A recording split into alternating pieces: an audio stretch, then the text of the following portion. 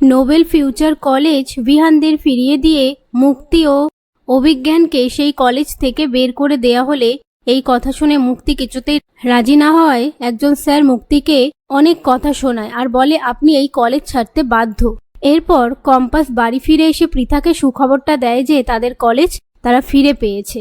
আর অখিলেশ ঋতুজার খোঁজ করলে পৃথা বলে দিদির তো মনটা খারাপ, সামনেই 25 তারিখ, শুভর জন্মদিন না।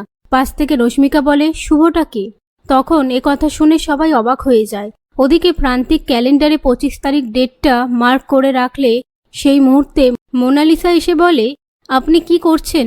প্রান্তিক বলে এই 25 তারিখটা এলে না আমার কেমন একটা লাগে, আমার মাথাটা একটু টিপে দেবে? প্রান্তিকের কথায় কথা রাখতে মোনালিসা প্রান্তিকের মাথা টিপে দেয়। রাত্রিবেলা বিহান কম্পাসকে বলে তোমাকে একটা শাস্তি দেব। কম্পাস বলে কি শাস্তি দেবেন দিন?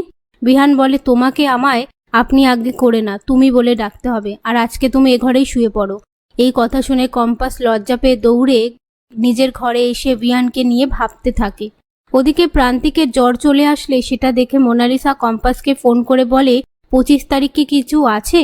কম্পাস বলে 25 তারিখ মায়ের হারিয়ে যাওয়া ছেলের জন্মদিন। মোনালিসা বলে 25 তারিখ ডেটটা প্রান্তিকবাবু মার্ক করার সময় কেমন একটা ঘোরে চলে গিয়েছিল, জ্বর চলে এসেছে। আমি যেটা বুঝছি তুইও কি সেটাই ভাবছিস?